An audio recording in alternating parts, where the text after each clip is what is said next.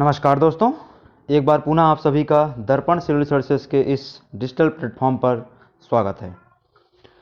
जैसा कि ये इकॉनमी की लेक्चर सीरीज चल रही है, जिसमें अभी तक इकॉनमी की लेक्चर सीरीज में हमने पहली यूनिट का जो पहला टॉपिक है आपका, पहली यूनिट इकाई 1 जो किससे डील करती है, आपकी इंडियन इकॉनमी से रिलेटेड जितने भी टॉपिक हैं उनसे डील करती है। ठीक है, उससे संबंधित यहाँ पे विषय दिए हुए हैं। उसमें जो पहला टॉपिक था आपका, वो था भारत में कृषि उद्योग और सेवा क्षेत्र के मुद्दे क्या हैं, इश्यूज क्या हैं, और पहले मतलब सरकार ने क्या क्या स्टेप्स लिए हैं इन सेक्टर्स में, इन जो वो हैं समस्याएं हैं उनमें सुधार के लिए। ठीक है, तो इससे संबंधित जितने भी पक्ष होते हैं, ठीक है, कृषि उद्योग और सेवा क्षेत्र से संबंधित जितने भी टॉपिक्स हैं उन सबको हमने बहुत ही विस्तार से पिछले वीडियोज में कवर किया हुआ है। प्लेलिस्ट में जा करके आप इन वीडियोज को देख सकते हैं, जिसमें आपका कृषि क्षेत्र संबंधित मुद्दों को बहुत ही अच्छे तरीके से कवर किया गया है, जिसमें उसके तहत आपका जो कृषि से संबंधित जैसे भारतीय अर्थव्यवस्था में उसका क्या योगदान है, एमएसपी क्या होता है, फूड सिक्योरिटी क्या है, ठीक है, इन सभी टॉपिक को भी वहाँ पर कवर किया गया है। मतलब आसपास से रिलेटेड जितने भी टॉपिक्स हैं उनको भी वहाँ पे कवर किया गया है। इसके अलावा आपका इसी पोर्शन में जो आपका कृषि वाला पोर्शन है, टॉपिक 1 है, जो लेक्चर सीरीज अपलोड की जा चुकी है, उसी में आपका क्या कवर कर दिया गया है, आपका सब्सिडी वाला पोर्शन भी कवर किया जा चुका है, जो आपके 4th टॉपिक का हिस्सा है। ठीक है, सब्सिडी वाला पोर्शन जो यहाँ पर लिखा हुआ है आपका, ये 4th टॉपिक का, इसको भी वहाँ ऊपर कवर किया जा चुका है। ठीक है, तो ये सभी लेक्चर्स आप जा करके प्लेलिस्ट से देख सकते हैं। आज से यूनिट 1 का जो दूसरा टॉपिक है, भारत में राष्ट्रीय आय की गणना, इसको चालू कर रहे हैं हम। इसको 3 से 4 लेक्चर में पूरा कवर करने का प्रयास किया जाएगा। ठीक है, तो चालू करते हैं आज का लेक्चर। आज का टॉपिक जैसे पहले बता दिया गया क्या रहने वाला है, राष्ट्रीय आय होगा। ठीक है, राष्ट्रीय आय क्या होती है, राष्ट्रीय आय की गणना कैसे की जाती है, भारत में राष्ट्रीय आय की गणना कौन करता है, राष्ट्रीय आय लेखांकन क्या होता है, ठीक है, उस लेखांकन को कैसे किया जाता है, उसकी क्या क्या विधियाँ होती हैं, राष्ट्रीय आय में क्या समस्याएं हैं, ठीक है, उसमें कमी क्यों है, उसको बढ़ाएं कैसे, इन सभी प्रश्नों को हम यहाँ पर कवर करने वाले हैं इस लेक्चर सीरीज में। ठीक है, तो चालू करते हैं। राष्ट्रीय आय देखते हैं सबसे पहले क्या होती है। तो राष्ट्रीय आय परिभाषा के तौर पे अगर देखा जाए तो किसी भी देश में उपलब्ध आर्थिक संसाधनों का समुचित उपयोग तथा लोगों के मिलने वाले आर्थिक कल्याण के विषय में पता लगाने के लिए राष्ट्रीय आय उत्पादन का अध्ययन किया जाता है। मतलब सिंपल सी बात है, किसी भी देश में जो भी जनमानस निवास करता है, जन सामान्य निवास करता है, नागरिक निवास करते हैं, उनको आर्थिक संसाधनों के समुचित उपयोग तथा उनके आर्थिक कल्याण के विषय को पता लगाने के लिए राष्ट्रीय आय एवं उत्पादन का क्या किया जाता है, अध्ययन किया जाता है। ठीक है, अब किसी भी अर्थव्यवस्था में क्या होता है, एक वर्ष के दौरान उत्पादित, अब एग्जैक्टली परिभाषा क्या होती है इसकी, इसको देखते हैं हम। राष्ट्रीय आय की परिभाषा के तौर पे देखें तो किसी भी अर्थव्यवस्था में एक वर्ष के दौरान उत्पादित अंतिम वस्तु तथा सेवाओं का मूल्य राष्ट्रीय आय कहलाता है। ठीक है, इसमें विदेशों से अर्जित शुद्ध आय को भी शामिल किया जाता है। देखिए अब इसको उदाहरण प्रैक्टिकली समझते हैं। तो ये क्या है, समझिए भारत देश है। ठीक है, इस भारत देश के अंतर्गत यहाँ पे परिभाषा में एकदम अच्छे शब्दों को याद रखना है। यहाँ पे क्या बोला गया, एक वर्ष के दौरान। तो यहाँ पे एक वर्ष के दौरान, एक वर्ष का दौरान मतलब क्या होता है, यहाँ पे किस चीज़ की बात की रही है, वित्तीय वर्ष की बात की जा रही है। अभी भारत में वित्तीय वर्ष कब से कब तक चलता है आपका, तो 1 अप्रैल से लेकर के 31 मार्च के बीच चलता है। तो इसी टाइम पीरियड में हम देखेंगे उत्पादन का भी। ठीक है, यहाँ फिर अगला शब्द क्या, उत्पादित अंतिम वस्तुओं। तो इस एक वर्ष के दौरान भारत में उत्पादित अंतिम वस्तु और सेवा, यहाँ पे अच्छे शब्द याद रखना है आपको, सिर्फ वस्तुओं की बात नहीं की जा रही है, साथ ही साथ सेवा की भी बात की जा रही है। मतलब आपका प्राइमरी, सेकेंडरी, टर्सरी सेक्टर में जो भी चीज़ें उत्पादित हो रही हैं उन सब की बात यहाँ पर की जा रही है। ठीक है, तो उत्पादित अंतिम वस्तु सेवाओं का मूल्य राष्ट्रीय आय कहलाता है। और ये जो राष्ट्रीय आय होती है, इसमें एक चीज़ और ऐड की जाती है कि विदेशों से अर्जित शुद्ध आय। अब ये विदेशों से कौन सी आय अर्जित होती है, शुद्ध आय। ठीक है, तो हमारे जो देश के लोग बाहर रह रहे हैं, वहाँ कुछ ना कुछ क्या करते हैं, वो कार्य कर रहे हैं, तो उसको फाइनल जब ईयर एंड होता है तो उसको हमारे देश की अर्थव्यवस्था में एड ऑन किया जाता है। अगर कोई दुबई में रह रहा है, वहाँ काम कर रहा है, तो कुछ ना कुछ क्या है, धन वो अपने यहाँ पे परिवारजनों के लिए भेजेगा, तो उस धन को क्या किया जाएगा, ऐड किया जाएगा। ये सब चीज़ें क्या कहलाती है, रेमिटेंसेस कहलाते हैं। ठीक है, इंग्लिश में क्या बोलते हैं इसको, रेमिटेंसेस बोला जाता है। उन सब चीज़ों को यहाँ पे क्या किया जाता है, एड ऑन किया जाता है। तो ये क्या होता है, आपका परिभाषा के तौर पे राष्ट्रीय आय होती है। अभी जो राष्ट्रीय आय किया जा रहा है, गणना की जा रही है वित्तीय वर्ष, जैसे हमने पहले देख लिया 1 अप्रैल से 31 मार्च तक के बीच की गणना की जाती है, क्योंकि हमारा वित्तीय वर्ष इसी टाइम पीरियड के बीच में चलता है। भारत में सांख्यिकी विभाग के अंतर्गत सीएसओ, भारत में सांख्यिकी विभाग के अंतर्गत कौन गणना करता है इसकी? सीएसओ करता है। तो राष्ट्रीय आय की गणना किसके द्वारा की जाती है? केंद्रीय सांख्यिकी संगठन के द्वारा की जाती है। केंद्रीय सांख्यिकी संगठन या कार्यालय जो है वो किसके अंतर्गत आता है? भारत सरकार का जो सांख्यिकी विभाग है, ठीक है, उसके अंतर्गत ही आता है। और इस कार्य में उसकी मदद कौन करता है? तो NSSO, national sample survey organisation, इसको क्या बोलते हैं हिंदी में? राष्ट्रीय प्रतिदर्श सर्वेक्षण संगठन। राष्ट्रीय प्रतिदर्श सर्वेक्षण संगठन, इसके द्वारा क्या किया जाता है? गणना का कार्य किया जाता है। ठीक है दोस्तों, अब देखते हैं कुछ महत्वपूर्ण तथ्य। ये जो महत्वपूर्ण तथ्य यहाँ पर लिखे गए हुए हैं, ये मेंस के पर्सपेक्टिव से ज़्यादा वो नहीं रखते हैं, महत्व नहीं रखते हैं, पर प्री के पर्सपेक्टिव से बहुत ज़्यादा महत्व रखते हैं। ठीक है, प्री में यहाँ पे प्रश्न पूछे जा सकते हैं, पूछे जाते रहे हैं। ठीक है, तो इनको देख लेते हैं क्या क्या फैक्ट है यहाँ पर। तो हमारे यहाँ पे राष्ट्रीय, एक तरीके से राष्ट्रीय आय गणना का इतिहास देख रहे हैं हम। तो अगर 31-32 की बात करें, 1931-32 में आर.वी. राव ने सर्वप्रथम वैज्ञानिक विधि से क्या की थी? राष्ट्रीय आय की गणना की थी। यहाँ पे सब दोस्तों अच्छे से शब्द याद रखना है, किस चीज़ की बात की जा रही है? वैज्ञानिक विधि से। ठीक है, साइंटिफिक मेथड अपनाया गया। और राष्ट्रीय आय लेखांकन को उन्होंने क्या किया? एक तरीके से राष्ट्रीय आय लेखा प्रणाली का प्रतिपादन किया। इसी कारण को क्या कहा जाता है? भारतीय राष्ट्रीय आय लेखा प्रणाली का जनक कहा जाता है। फिर से देखिए दोस्तों, क्या है ये? 31-32 में आर.वी. राव द्वारा साइंटिफिक मेथड के माध्यम से, वैज्ञानिक विधि के माध्यम से राष्ट्रीय आय की गणना की गई। इस कारण उनको क्या कहा जाता है? राष्ट्रीय आय लेखा प्रणाली का जनक कहा जाता है। भारत में राष्ट्रीय आय लेखा प्रणाली का जनक कौन है? तो आर.वी. राव हैं, के.आर.वी. राव हैं। ठीक है, अब चूंकि ये कब गणना इनकी कब हुई? 31-32 में हुई वैज्ञानिक विधि से। पर ये पहली बार नहीं था कि जब जनगणना हो, जब ये गणना हो रही थी। ठीक है, इसके पहले भी ये राष्ट्रीय आय की गणना हो चुकी थी। तब किसने की थी? ठीक है, तो भारत में पहली बार राष्ट्रीय आय की गणना कब की गई? 1863 में की गई। किसके द्वारा? दादा भाई नौरोजी जी के द्वारा की गई थी।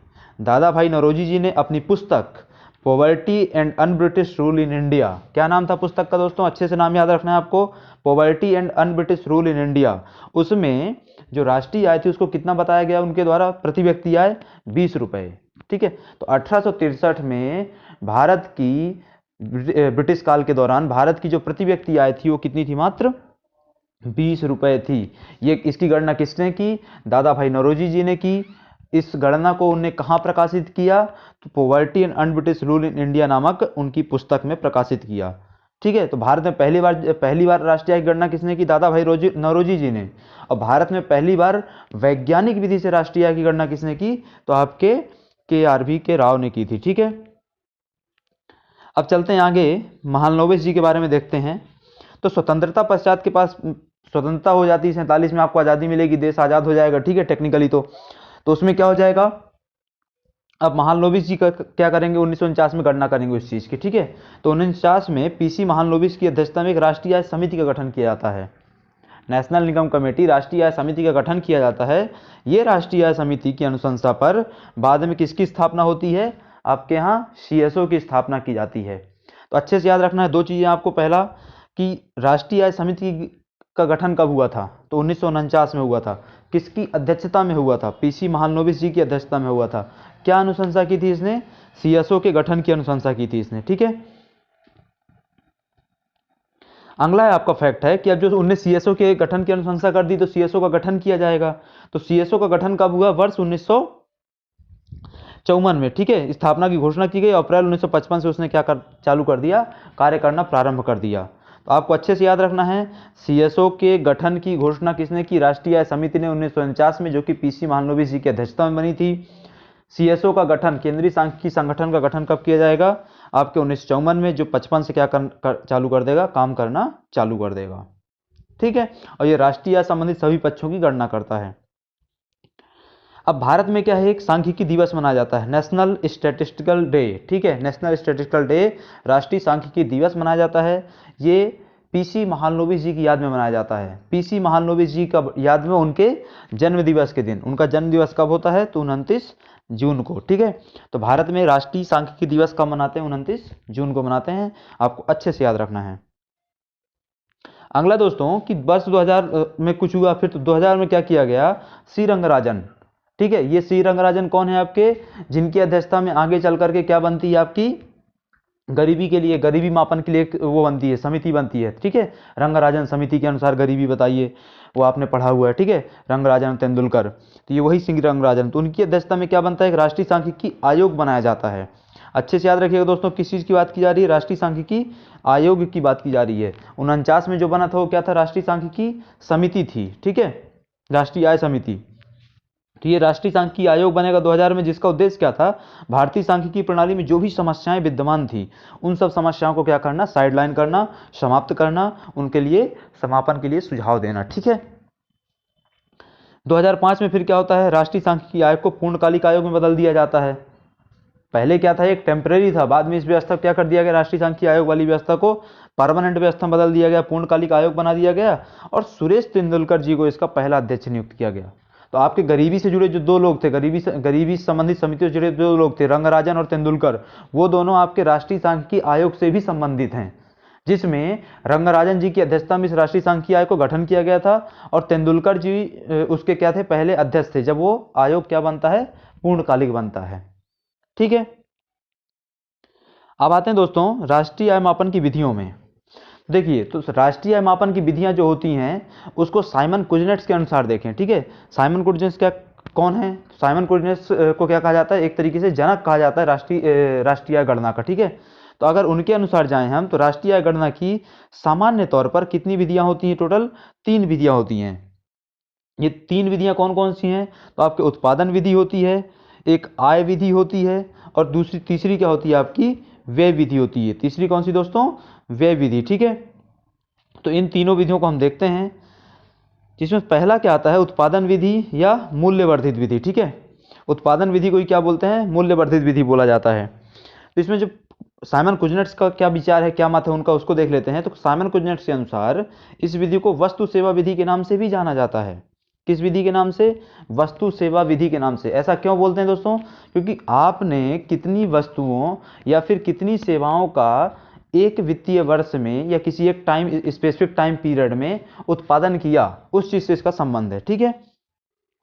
इस पद्धति के अंतर्गत क्या होता है, तो इस पद्धति के अंतर्गत देश में एक वर्ष में उत्पादित अंतिम वस्तु तथा सेवाओं का शुद्ध मौद्रिक मूल्य, मौद्रिक मूल्य मतलब उसकी कीमत कितनी है। अगर आप किसी वस्तु का उत्पादन कर रहे हैं, अगर आप प्लास्टिक की एक बाल्टी बना रहे हैं, अगर आप कहीं कोई परिवहन सेवाएं दे रहे हैं, तो उन चीज़ों की क्या कीमत है, वो उसका क्या हो जाता है, मॉनेटरी क्या हो जाता है, कीमत हो जाती है, मौद्रिक मूल्य हो जाता है, ठीक है।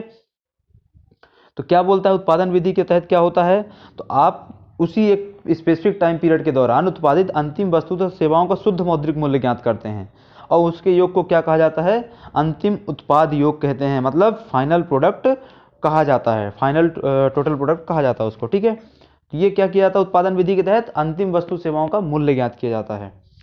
यह वास्तव में क्या होता है, एक तरीके को जीडीपी को दर्शाता है। जीडीपी का मतलब क्या होता है कि किसी मतलब एक उसमें एक क्षेत्र विशेष की सीमाओं में रहते हुए वहाँ के नागरिकों द्वारा एक स्पेसिफिक टाइम पीरियड में उत्पादित की जाने वाली वस्तुओं और सेवाओं का जो मौद्रिक मूल्य होता है वो जीडीपी कहलाता है। सेम चीज़ तो आपको उत्पादन विधि में भी निकाली जा रही है, राष्ट्रीय आय गणना की उत्पादन विधि में भी सेम की चीज़ की जा रही है, ठीक है।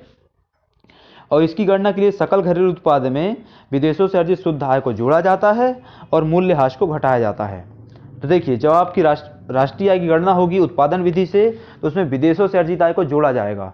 पहला पॉइंट आपको अच्छे से याद रखना है। दूसरा पॉइंट है इसमें कि मूल्यह्रास को घटाया जाएगा। अब दोस्तों मूल्यह्रास क्या होता है, देखिए, तो अब मान लीजिए किसी आप कोई फैक्ट्री चला रहे हैं आप, ठीक है, मान लीजिए कि प्लास्टिक प्रोडक्ट बनाने के लिए एक फैक्ट्री चला रहे हैं आप, ठीक है। अब उस प्लास्टिक प्रोडक्ट बनाने वाली फैक्ट्री में साल भर में आपने जिन वस्तुओं का उत्पादन किया, उस उत्पादन को तो आपने जोड़ लिया कि उसका मौद्रिक मूल्य कितना है, उसको आपने राष्ट्रीय आय में ऐड ऑन कर दिया। पर उस फैक्ट्री को चलाने में आपका कुछ ना कुछ क्या हो रहा होगा, खर्चा हो रहा होगा, कुछ ना कुछ एक तरीके का नुकसान हो रहा होगा, जिससे आपको किसी प्रकार की कोई आय नहीं हो रही होगी। जैसे उदाहरण के लिए आपके वहाँ पे क्या है, कई प्रकार की मशीनें कार्य में लगी हुई हैं, उन मशीनों का कुछ ना कुछ साल भर में क्या होता होगा, रिपेयरिंग में खर्चा जाता होगा, वो कुछ खराबी हो गई उनको बनवाने में खर्चा जाता होगा, ठीक है। तो वो सब चीज़ों को आपको क्या करना पड़ेगा, खर्चा काटना पड़ेगा, ठीक है। क्यों, क्योंकि वो आपके लिए तो इनकम है नहीं, क्योंकि वो आपका क्या हो गया, एक तरीके से नुकसान हो गया। तो उस चीज़ को क्या बोला जाता है, मूल्यह्रास बोला जाता है, ठीक है। ये क्या बोलते हैं, इसको मूल्य क्षति बोलते हैं। वो क्या है, एक तरीके की आपके लिए क्षति है, ठीक है, उसमें से कोई आपको लाभ प्राप्त नहीं हुआ है, तो इस चीज़ को आपको क्या करना पड़ेगा, उसमें से उत्पादन विधि में से हटाना पड़ेगा, माइनस करना पड़ेगा। अगला आता है दोस्तों आपका आय विधि, ठीक है, इनकम मेथड। अब इसके तहत क्या करते हैं, तो इस पद्धति के अंतर्गत राष्ट्रीय आय गणना के लिए विभिन्न क्षेत्रों में कार्यरत व्यक्तियों तथा व्यावसायिक उपक्रमों की शुद्ध मौद्रिक आय को का योग प्राप्त किया जाता है। अब देखिए सिंपल सी बात है, उत्पादन विधि में क्या कर रहे थे आप, जिन भी वस्तुओं और सेवाओं का आपने उत्पादन किया उसका मौद्रिक मूल्य जोड़ लीजिए। आपको आय विधि में क्या करना है, तो जिन जिन लोगों को, चाहे वो उद्यमी हो, चाहे वो क्या हो, मजदूर वर्ग हो या कोई अन्य वर्ग, जो सभी लोग कार्य कर रहे हैं, उनको मिलने वाली आय को आपको क्या कर लेना है, आपस में जोड़ लेना है। क्योंकि अगर कोई मजदूर फैक्ट्री में काम कर रहा है तो उसको कुछ आय मिल रही होगी, उसी फैक्ट्री में अलग अलग स्तर पे अलग अलग प्रकार के कर्मचारी होंगे, कोई सुपरवाइजर होगा, कोई मालिक होगा, सबको कुछ ना कुछ आय प्राप्त हो रही होगी, ठीक है। और ऐसा पूरी इकोनॉमी में चल रहा है, ऐसा पूरी इकोनॉमी में चल रहा है, चाहे फॉर्मल सेक्टर हो चाहे इनफॉर्मल सेक्टर हो, ठीक है, संगठित या असंगठित क्षेत्र हो, दोनों में चल रहा है, ठीक है। तो आपको क्या करना है, उन सभी की आय को ऐड ऑन करना है, और जब उसको ऐड ऑन करेंगे, जोड़ेंगे आप, तो आपको क्या मिल जाएगा, एक तरीके से राष्ट्रीय आय प्राप्त होगी, ठीक है। इस आय विधि के संबंध में डॉक्टर बाउले और रॉबर्टसन बोलते हैं कि आय गणना विधि के अंतर्गत आयकर देने वाले सभी व्यक्तियों की आय को जोड़ा जाता है। ऐसा करने के लिए कभी कभी देश के विभिन्न आय वर्गों के व्यक्तियों का चुनाव कर लिया जाता है और उनकी आय के आधार पर देश की कुल आय का अनुमान लगाया जाता है। अब देखिए यहाँ पे दिक्कत क्या जाती है कि आपके यहाँ पे आय विधि में क्या दिक्कत जाती है, एग्जैक्टली ये समझिए कि आपके यहाँ पे जो सेक्टर है पूरा फॉर्मल और इनफॉर्मल सेक्टर, उसमें इनफॉर्मल सेक्टर का योगदान बहुत ज़्यादा है। अब इनफॉर्मल सेक्टर के योगदान बहुत ज़्यादा होने के कारण आपके पास डेटा बहुत एक ऑथेंटिक डेटा जिसको बोला जाता है, प्रमाणित जो डेटा होना चाहिए वो बहुत कम आ पाता है। तो इस स्थिति में आप क्या करते हैं, एक अनुमानित विधि का प्रयोग करते हैं, ठीक है। उस अनुमानित विधि के तहत क्या किया जाता है, डॉक्टर बाउले रॉबर्टसन के अनुसार क्या किया जाता है कि आप क्या कीजिए, देश में जो बड़े उद्योगपति हैं, जो बड़े आय वर्ग वाले लोग हैं, उनमें से कुछ का चयन कर लीजिए, ठीक है, और उनकी आय का क्या कर लीजिए, आप एक तरीके से अनुमान लगाते हुए निकाल लीजिए, और उस अनुमान के आधार पर आप राष्ट्रीय आय की गणना कर सकते हैं। ये डॉक्टर बाउले और रॉबर्टसन के अनुसार था। तो ये दो मेथड हो गए। तीसरा मेथड आता है आपका व्यय विधि का। अब व्यय विधि का मेथड क्या होता है, इसको देखते हैं। तो देखिए उत्पादन विधि में क्या करते हैं आप, अंतिम वस्तु सेवाओं का जो मूल्य था उत्पादन के बाद, उनको क्या कर लिए, जोड़ लिए। व्यय आपने आय विधि में क्या किया, तो लोगों ने जो आय अर्जित की उसको आपने जोड़ लिया। तो व्यय विधि में क्या करेंगे आप, तो लोगों ने जो खर्चा किया है एक स्पेसिफिक टाइम पीरियड के बीच में, स्पेसिफिक टाइम पीरियड मतलब एक वित्तीय वर्ष में 31 मार्च से 1 अप्रैल के बीच में, 1 अप्रैल से 31 मार्च के बीच में जो भी खर्चा किया है उसको आप क्या कर लेंगे, जोड़ लेंगे, ठीक है। तो इस विधि के अनुसार कुल आय या तो उपयोग पर व्यय की जाती है अथवा बचत पर। अतः राष्ट्रीय आय क्या होता है, कुल उपभोग तथा कुल बचतों का योग होता है।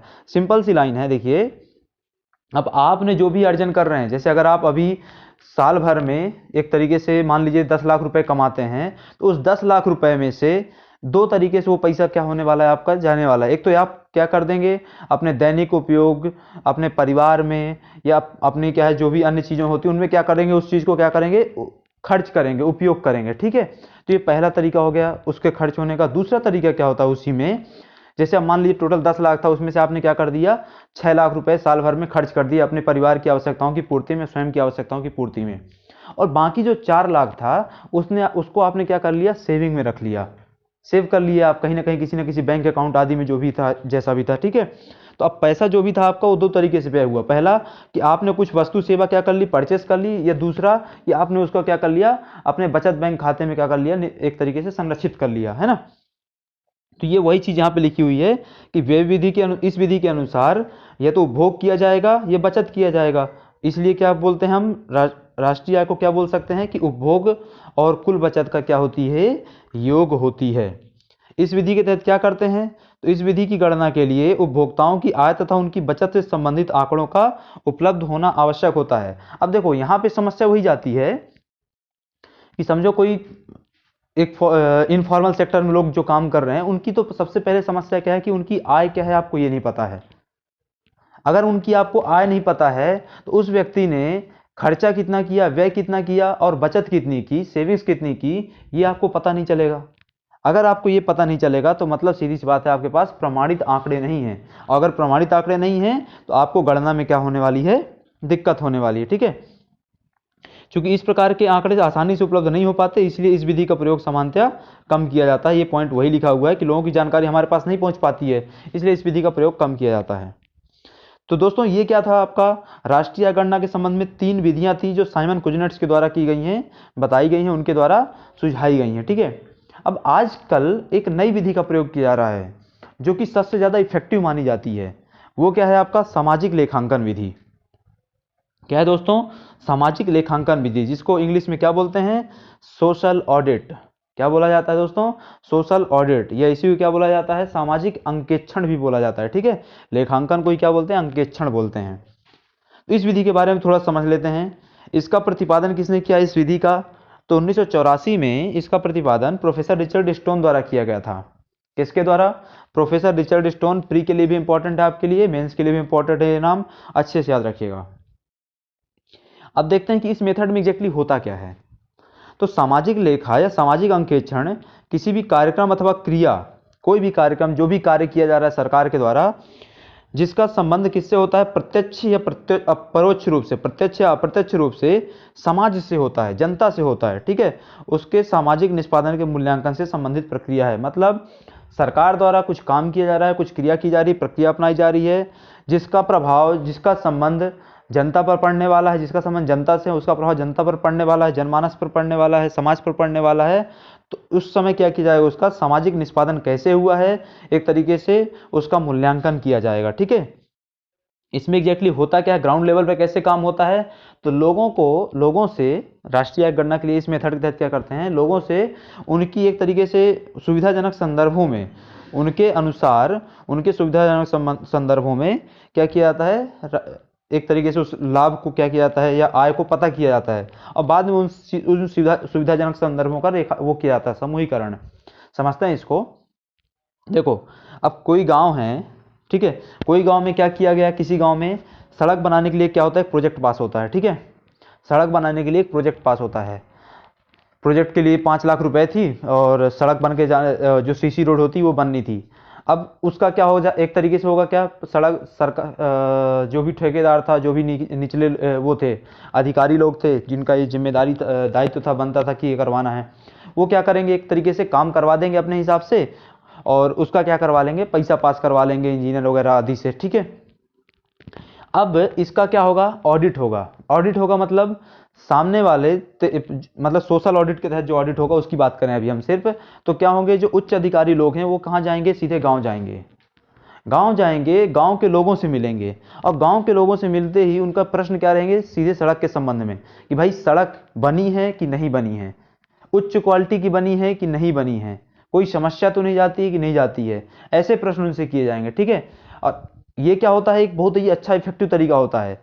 भाई सड़क बनी है कि नहीं बनी है, आप सीधे गांव वालों से जाके पूछ रहे हैं, उनको सुविधा मिली कि नहीं मिली। ठीक है, अगर इस चीज़ को कागज में मेंशन करके उच्च अधिकारियों तक पहुंचा दिया जाए कि भाई निचले गांव में सड़क बन गई है, हो सकता है कोई चेक करने ना आए, गांव वाले उसकी शिकायत कर भी नहीं पाएंगे। ठीक है, तो ये क्या किया जाता है? आपको गांव में जाकर के जो, या जिस भी सुविधा सेवा जो भी होती है सरकार की, उसके संबंध में एकदम निचले स्तर पर जाकर के लोगों से उनके सुविधाजनक संदर्भों में उस चीज़ को पता किया जाता है, और फिर बाद में उसका क्या किया जाता है? एकत्रीकरण, समूहीकरण करके राष्ट्रीय गणना का प्रयास किया जाता है।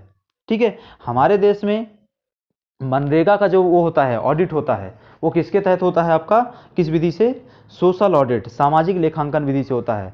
अब मनरेगा के ऑडिट में सामाजिक लेखांकन विधि कैसे काम आती है, इस चीज़ को समझिए कि भाई मनरेगा के तहत क्या है? जो प्रावधान किए गए हैं, मनरेगा के तहत क्या प्रावधान है? कि आपको 100 दिन का रोजगार मिलेगा, इतने रुपए मिलेंगे, 5 किलोमीटर के दायरे में रोजगार मिलेगा, अप्लाई करने के 15 दिन के अंदर रोजगार मिलेगा, अगर आपको रोजगार नहीं मिल रहा है 15 दिन के अंदर तो आपको बेरोजगारी भत्ता दिया जाएगा। ठीक है, कुछ सुविधाएं अन्य मिलती हैं, वो सब, ये ठीक हो गया। अब इसमें क्या किया जाता है एग्जैक्टली?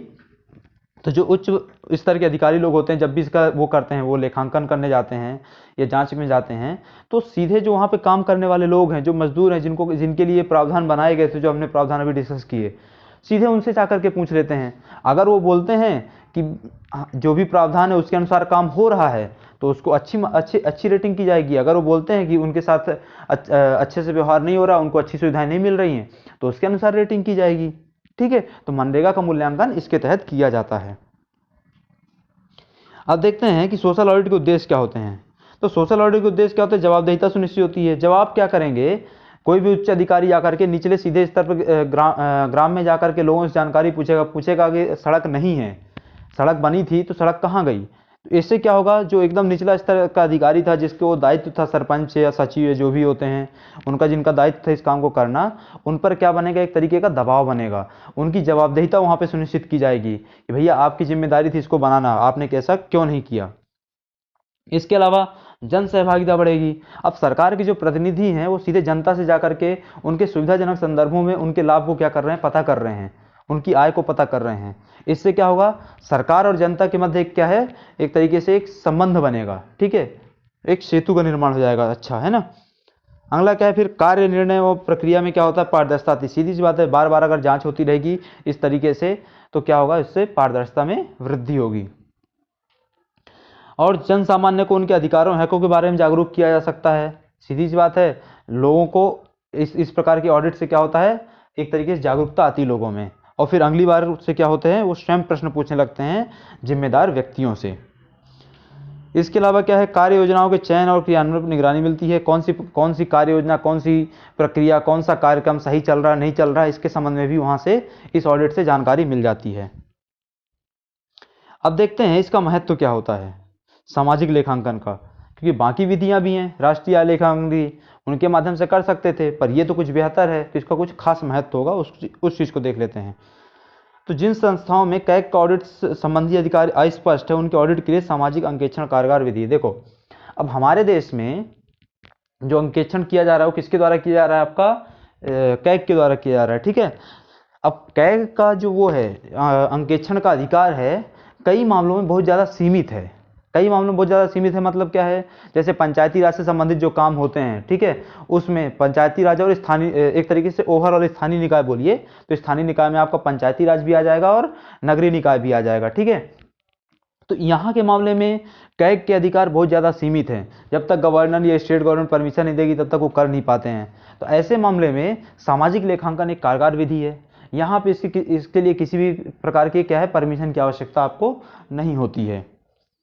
दूसरा, सामाजिक अंकेक्षण योजनाओं की प्रगति के भौतिक सत्यापन हेतु प्रत्यक्ष प्रमाण उपलब्ध करवाता है। भौतिक सत्यापन मतलब फिजिकली आप लोगों से, प्रत्यक्ष रूप से आप लोगों से जाकर के पूछ रहे हैं कि भैया आपको इस चीज़ का लाभ मिला कि नहीं मिला, ये जो कार्यक्रम चलाया गया है, ये जो प्रावधान किया गया था, उसका आपको लाभ मिला कि नहीं मिला, ठीक है। अगर लाभ नहीं मिलेगा तो एक तरीके से हम उस चीज़ को और अच्छे तरीके से लागू करेंगे, तो ये इस चीज़ में महत्व हो गया।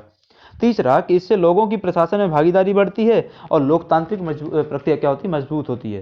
देखो, हमारे उसमें एक तरीके से हम जो भी कर रहे हैं, हमारी सरकारें जो भी करती हैं, उन सब चीज़ों का जो एक मूल्य उद्देश्य है, मूल्य आधार क्या है, वो क्या है कि लोकतांत्रिक प्रक्रिया को मजबूत करते हुए समाज कल्याण को बढ़ावा देना, लोगों के कल्याण को, जन कल्याण को बढ़ावा देना, ठीक है।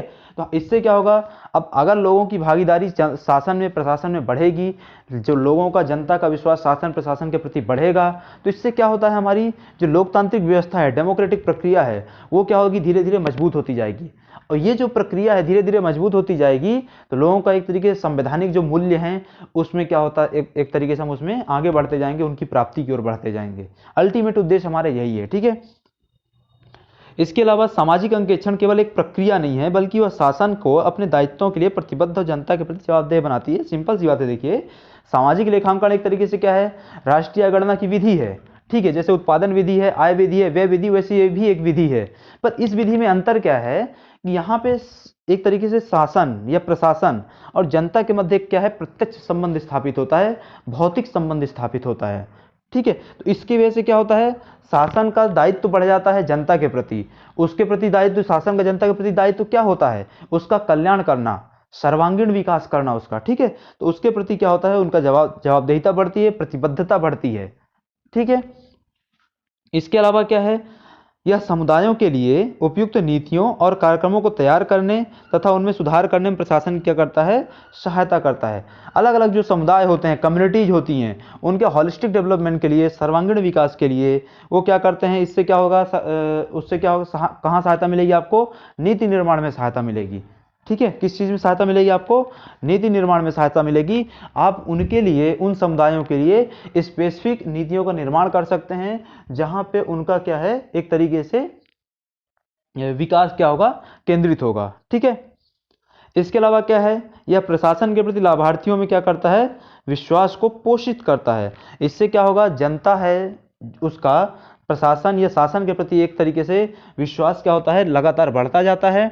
और इस लगातार बढ़ते हुए विश्वास के कारण क्या होता है, अल्टीमेटली लोगों का और जनता के बीच जो एक गैप होता है वो क्या होता है, कम होता जाता है। ठीक है, लोगों का सरकार और जनता के मध्य जो गैप होगा वो कम होगा।